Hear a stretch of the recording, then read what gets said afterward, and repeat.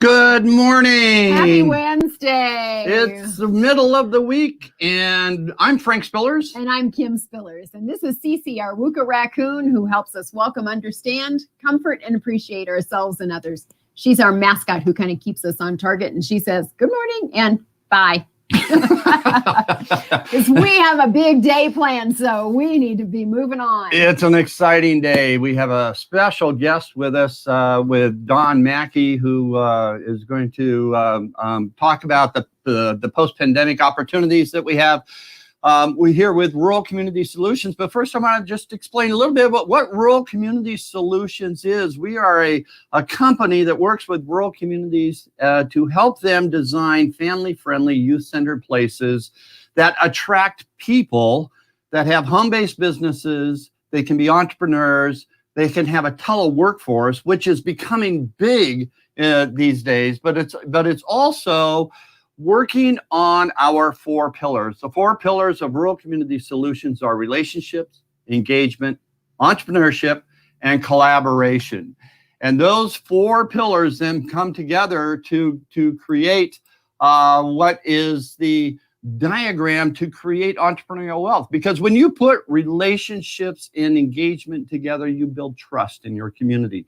When you have engagement and your collaboration and community together, you can build great policy, great structure and a foundation of which to grow. And when you put relationships and collaboration in your community, you create unity around that. But you use all these pillars and you create entrepreneurial wealth. And that's where we want to create today, is because we have a special guest with us today, and let's bring him in. There he is. There we go. Good morning. Don, welcome. You bet. So Don Macke is Vice President of Entrepreneurial Ecosystems. He's a team member for Rural Community Solutions with us. He and Frank go way back in their careers. He leads the E2 Entrepreneurial Ecosystems, which is formerly the Center for Rural Entrepreneurship, if that's a more familiar name. It's a new initiative with Network Kansas to build sustainable entrepreneurial ecosystems across North America. Don has more than 40 years of community economic and development and policy experience. He's most recently the co-founder and co-director of the National Center for Rural Entrepreneurship. And through this work, Don helps communities and regions all across the country grow entrepreneur-focused economic development strategies and ecosystems. He is a proud resident of Nebraska, the America Great Plains region, and we get to call him friend. So we're so grateful that you are here, Don. Thank you so much for being with us. Oh, it's my pleasure to be with you today. Thank you for the chance to be with your audience. Well, we are excited. So we're going to jump right in. Don has worked with communities everywhere, and we want to talk to him specifically during Entrepreneurship Month about his experiences, what kinds of towns he's worked with, what kinds of people have been real catalysts. And so we're going to jump in today, and we're going to talk about the Great Recession. So I'm just going to go ahead and go for it, Don. So during and following the Great Recession, E2 has identified some key trends that we know about that have enabled rural community development. Can you talk a little about those and how they've played out during the last 10 years? Yeah, absolutely. If you think about it, one of the entrepreneurial traits is oftentimes out of challenges or problems.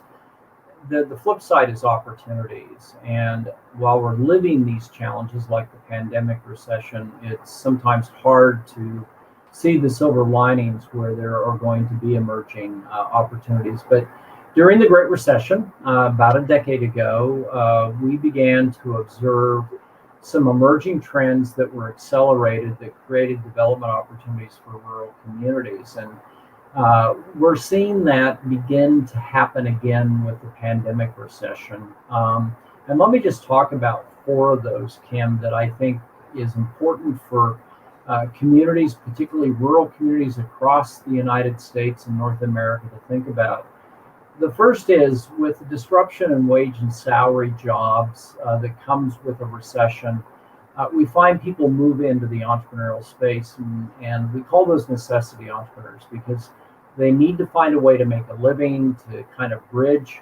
And what happens is, as people move into this kind of necessity entrepreneurship, a number of them, a significant number, as was the case with the Great Recession, discovered that they liked being entrepreneurs. And this represents a way for us to renew and rebuild our economies as we move through the pandemic recession.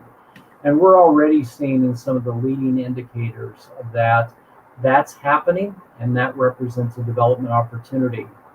The second two really represent something that's been at work for probably 30 years, really accelerated with the Great Recession, and we've already seen evidence of this with the pandemic recession and our movement to remote work and outsourcing. And so let me just describe that a little bit. Remote work is, of course, with the shutdown, a lot of us were sent home. We began to use Zoom and phone and email to do our work. But this was already in play, where companies would think about having people located in different parts of the country and becoming part of their teams. The Center for Rural Entrepreneurship, and now E2. We've worked this way for a long time, but clearly that's going to accelerate as employers and workers have gotten used to this idea that they don't have to be in an office setting to necessarily do that work. Now, this doesn't apply to everyone, but it represents important opportunities. The second allied trend is outsourcing. And this has been at work again for a long time. It accelerated in the Great Recession, and we think it will further accelerate, and that is larger companies, from government agencies, educational institutions, to private companies. Instead of having people work as wage and salary employees, are contracting. Contract employees, contracting with firms to do key activities like marketing. And what that means is that people now have the flexibility to live in different places and to be employed with these larger companies, providing valuable services. And for rural America, that's huge, and really ties to the third trend, and that is we saw a significant uptick in remigration to rural communities, ranging from small metropolitan areas like Missoula and Bozeman in Montana, to micropolitan communities, those trade center communities spread across the United States, even into the smallest rural villages and towns, where people chose to say, I want to live in this rural community, but because of the ability to work remotely, increasing opportunities with outsourcing, I can in fact make a living and do this. And the interesting thing is, as folks kind of get put into that space, they discover, well, I can make a business out of this. And that brings us back full circle to the entrepreneurial opportunity within these four interrelated trends. So what we have kind of seen is that the COVID experience here has really accelerated people choosing where they want to live and then finding their job or bringing their job with them, rather than the old traditional way of I've got to find a job and then I'll move to where my job is. Yeah, absolutely. And what we've found is that we can be really productive using this technology. And so it really kind of forced us into the space by necessity. Folks who were convinced that the only way you could do work was jump on that airplane and go to a place, or you had to go into some kind of office complex to do your work. The emergence of e-commerce, where you don't necessarily have to go to that retail store, but you can get those goods or maybe that special meal through using remote technology. It just forced us into some adaptation that is likely to drive these trends, and we won't completely go back to the way things were before the pandemic. And what that means, again, is people can choose to live and work in different places, but be part of the larger economy, which represents opportunities for rural communities, large and small, across the United States. Isn't that something? I just see so many things that are being permanently disrupted. One of the things that I see, and maybe this is a direction we could go, is, for example, real estate for communities, both for opportunities in the rural areas and for changes in the metro areas. This idea that people may stay. We have family members who've been told they likely will work from home from now on, and they won't be needed back in the office anymore because it's just working so great. What do you think might be taking place? Is this really severe enough, this recession for the pandemic, and still the recovery for some from the Great Recession? Is this severe enough for communities that fundamental changes need to be made, or that you see in the coming years? Well, I think so. And again, time will tell. But underlying this, Kim, is something that Richard Florida, and for those of you who have read his books on the creative class, he wrote a book in 2010 called The Great Reset. And what Dr. Florida theorized was, when you have these major economic events, the status quo kind of gets turned on its head, and fundamental change occurs in our economy, in government, in our society, our attitudes and values. And we saw that with the Great Recession. It had precipitated fundamental change comparable to, for example, the Great Recession or the Great Depression of the 1930s. And so, 10 years later, we now have the pandemic and the recession associated with the pandemic. Early indications are that this will be as severe, or unfortunately a deeper economic event than the Great Recession, which means, once again, the status quo is going to be loosened up, and that's going to enable fundamental change. Just like we talked about before, we now know that we can have employees in other parts of the country operate very productively. They can live on that farm where their grandparents and parents lived, if they've got good broadband, and they can be a productive member of our team.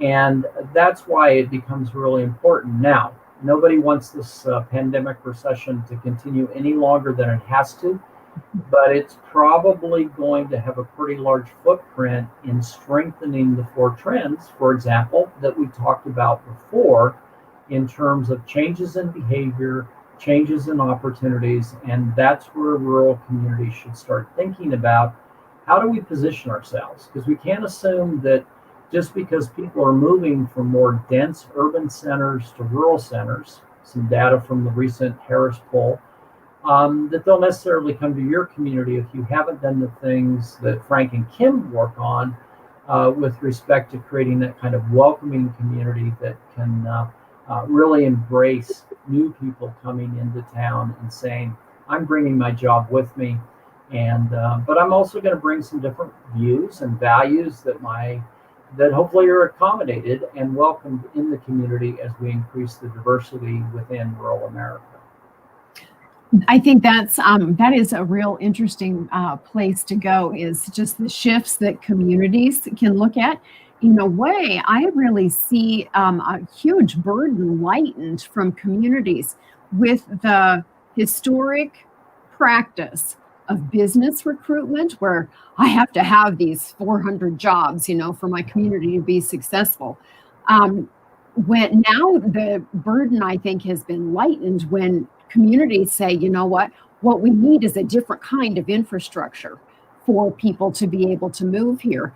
But you're exactly right. It takes a mindset shift from what has traditionally been done to looking at some new ways of doing business and community development.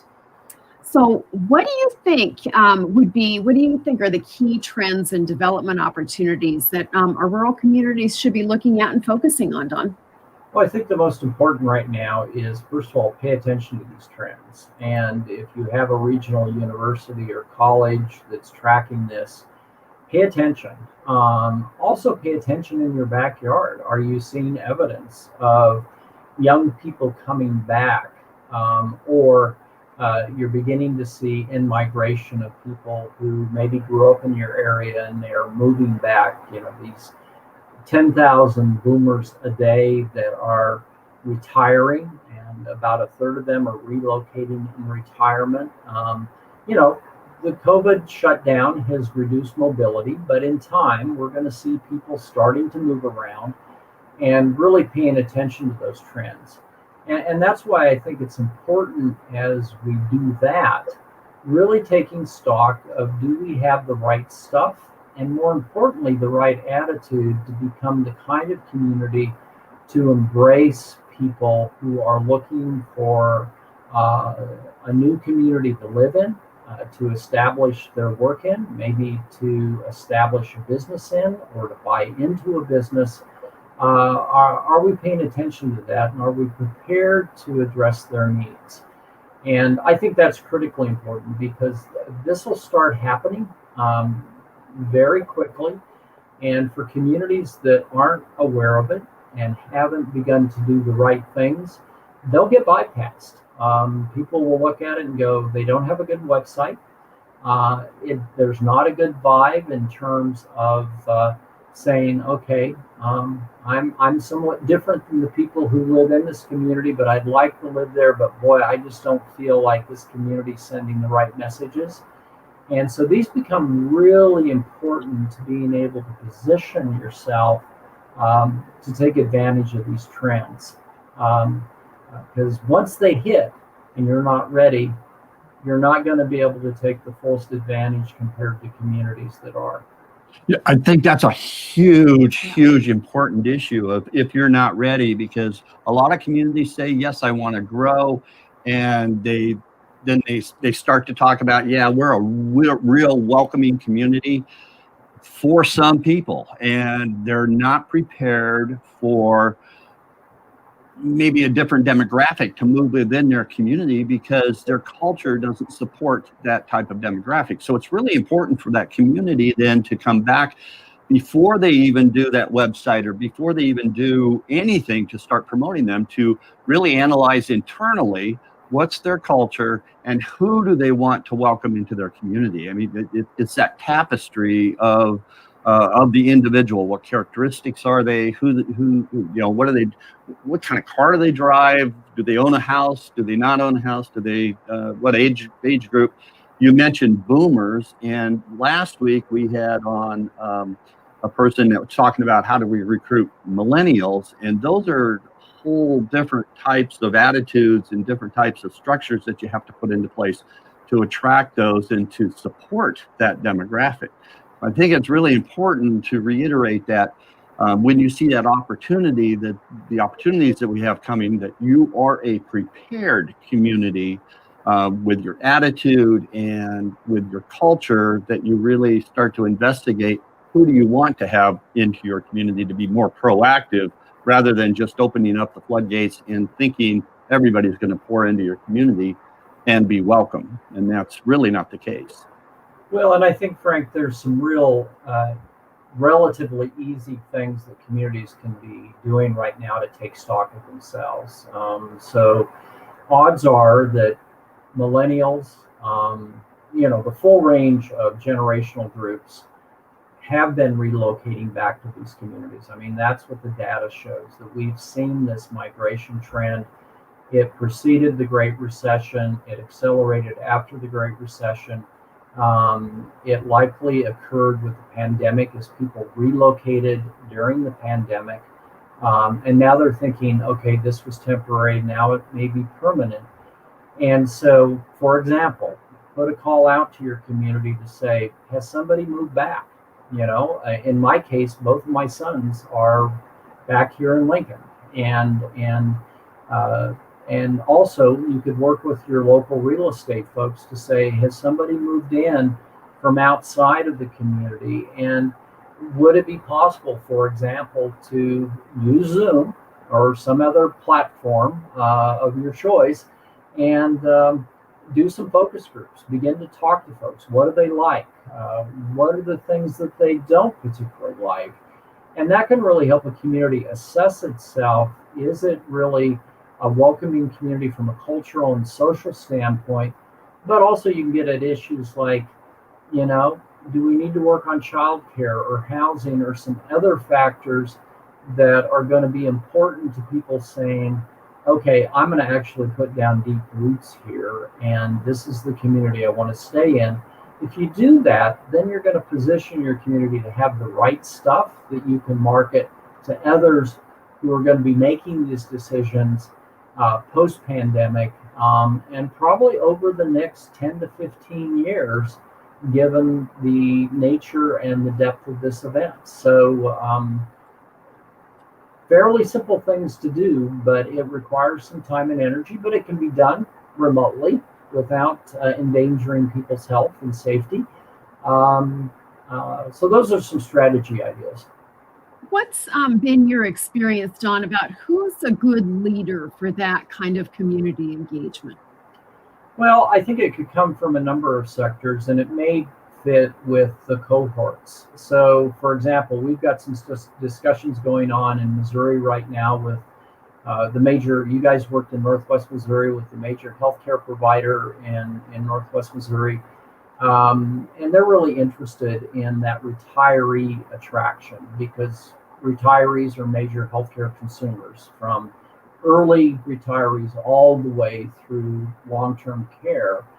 And so maybe with that particular group, the healthcare industry or provider provides the leadership to bring people together to begin to explore their needs. On the other hand, maybe you have a junior chamber of commerce, and so these are younger members of the chamber of commerce. Possibly they take this on as a project with that Gen X group or the millennial group to say, let's reach out to folks, because we know in our personal networks that there's people who have moved into the community or come back, and we could reach out to them because we have a relationship with them to have those honest conversations about their impressions of the community, how the community could be better. What are the things that attracted them back? I think that's so insightful. And then how do you double down on those particular assets that are going to position you to attract more people to your community, with the idea that if you do that and they're bringing jobs and businesses with them, you're diversifying and strengthening your economy, which is going to create more opportunities for other folks to want to look at your community.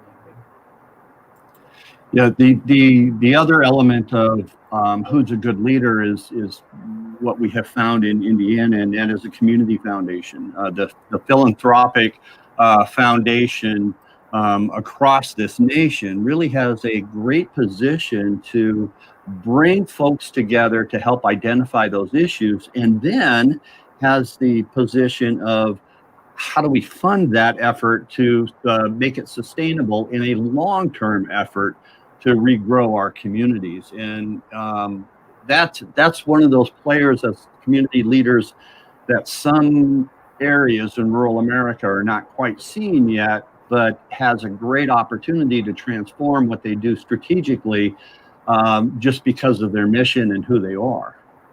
Yeah, absolutely. I mean, our friend in Iowa, Rand Fisher with the Iowa Economic Development Association, Rand talks about community foundations as one of the top 5 institutions in every community, and I agree with him.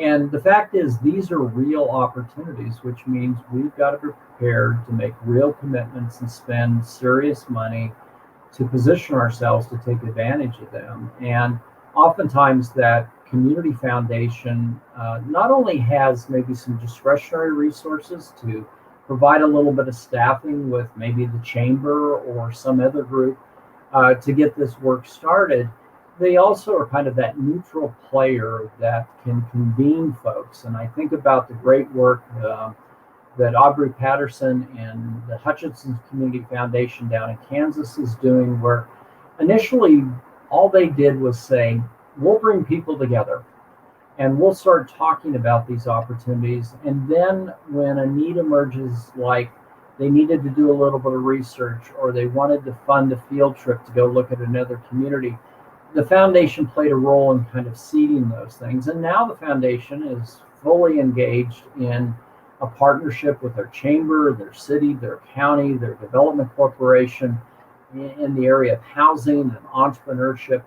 But it was a safe place to bring people together, to explore opportunities, and to begin to gain commitments from other stakeholders in the community where we know we have some siloing and we need to find a way to safely break that down to pursue these opportunities. So if you have a community foundation, it could play that role. If you don't, you really should think about how you create a community foundation, or better yet, if you're a smaller rural community, create a fund with a host community foundation that would give you the ability to focus your time and energy on building it up versus running it. I think that one other group that we need to be sure and lift up in Entrepreneurship Month during September is just regular old people. You know, you don't have to be part of an organization. You don't have to be the economic development leader. You don't have to be the chamber director. If we're recruiting people, let's talk to our friends and family and say, hey, have you ever thought about moving to blank? And I think taking that initiative is really empowering to people to grow our communities and give us some new opportunity that way as well. They can be regular young people too, instead of just regular old people. Yeah. Yeah. Okay. Regular. Yeah. I didn't think I put a qualifier on that, but yeah, absolutely. Yeah. Let's hope we include everybody. Yeah. This can be enough people to say, hey, think about moving here. I'm just getting of the age that, you know, I hear those words a little bit differently.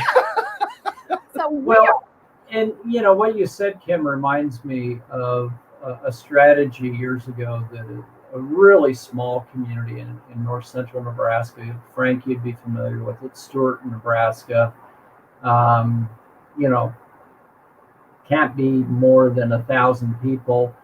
But one of the things they did is they were so passionate about saving their school, and they decided we can be a great neighborhood in the regional economy. And one of the things they did is around the holidays and the 4th of July, when their own kids and grandkids came back to the community, they actually asked families to have conversations with these returning young people to say, are you interested in returning home? And would this be a lifestyle choice that you would like to make? And if you do, how could we help you? And those were really powerful conversations in that they weren't saying you should come home, but it was kind of the counter narrative that your future is somewhere else than Stewart, which is long established in rural America.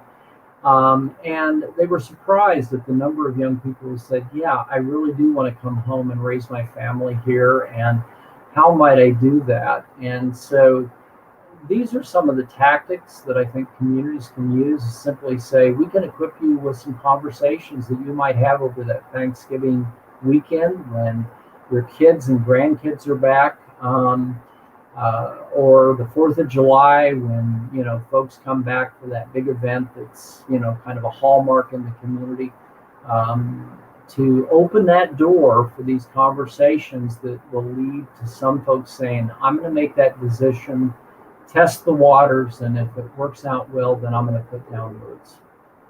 And that's a good way to transition into to have that attitude in the community, because many parents talk to their kids of, oh, you'll never find a job in this community, you need to move away and find it.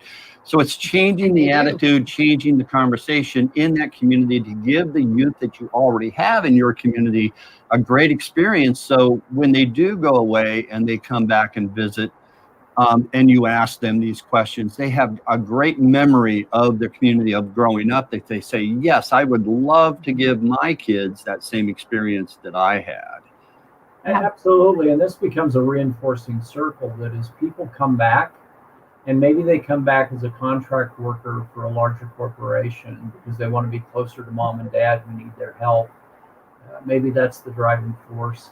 But they realized that, boy, I can build a business out of this. And now they're hiring other people, which are opening up opportunities in the economy. I mean, that's where this cloth, if you think about how we weave these various pieces together, you build the kind of economy that also offers greater job and career tracks for folks who, yeah, I'd like to come back. I don't want to be an entrepreneur, but oh man, some friends of mine now have this neat business and they're looking for somebody with communication skills. That's what my career track is. And that would allow me to make the transition to come back home or move into a community where maybe I want that smaller school for my kids. And, they make that choice. Absolutely. Oh my gosh, we have just a couple of minutes left. So what sort of resources would you share with our audience, Don? What do you think would be some great go-to places? Yeah, well, we've got a couple of papers because we're committed to kind of tracking what are the emerging opportunities as we all try to deal with COVID, with the recession. There's a lot of negative news. There's a lot of stress. What are the emerging opportunities that will come out of these challenging events? And so back in June of 2019, we put together a paper, or I guess June of 2020, I'm losing track. We put together a paper that really drew on our experience from the Great Recession. And so we'd be happy to share that with your viewers. And then the other is, more recently, this August, we put together this paper that really focuses on the 2020 pandemic recession and future trends. That's where we talked about these 4 major opportunities that we think are there and they will strengthen, and people could learn more about that. So we'd be happy to make both of those resources available to your viewers, and no cost. It's just our way to try to contribute to the deeper thinking around what are the things we can do to restart, recover, and add to the resiliency of our communities and economies as we move through these challenging times. That's great. So in order to access those, one of the places that you viewers could go would be to energizingentrepreneurs.org. That would be the website. And I bet they can find those on those papers. If not, we have Don's email address here. So you could just email Don at e2mail.org. And if for some reason that doesn't, you don't get that written down, you can always email Kim at G Horizons or Frank at G Horizons, and we can absolutely connect you to Don. Yeah, wow. If you go to our website, these are all part of our newsletter tab, and they're downloadable and they're free, and you might find them helpful.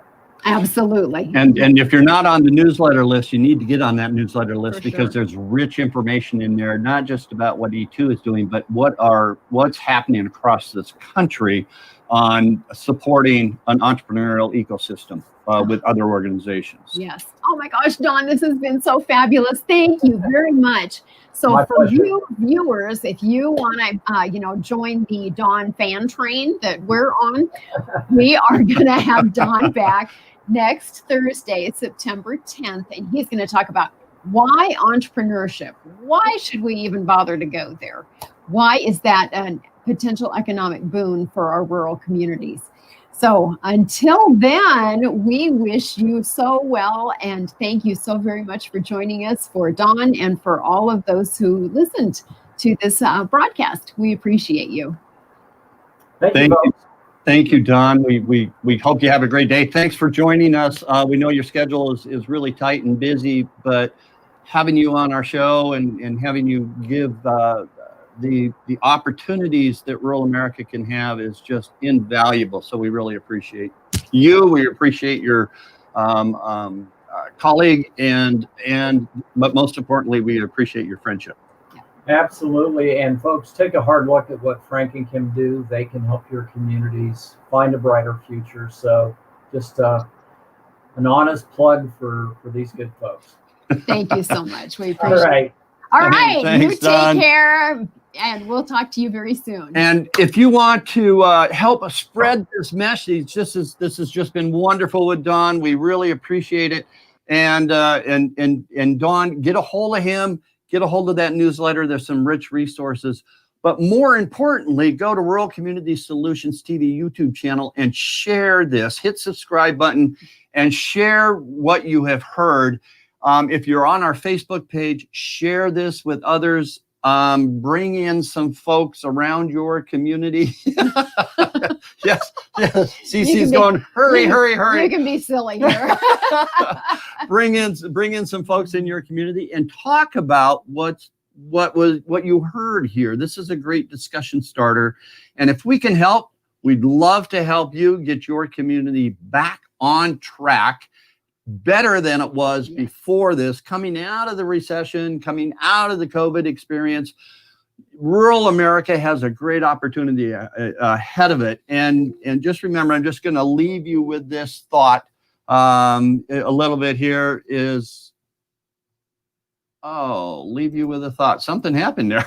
That's interesting. Well, we're still here. Yeah, okay, it's all right. We're okay, good. here we go. Let's leave the thought. Here's We had the some thought. technical thing. Is we don't have the opportunity to turn away from the future.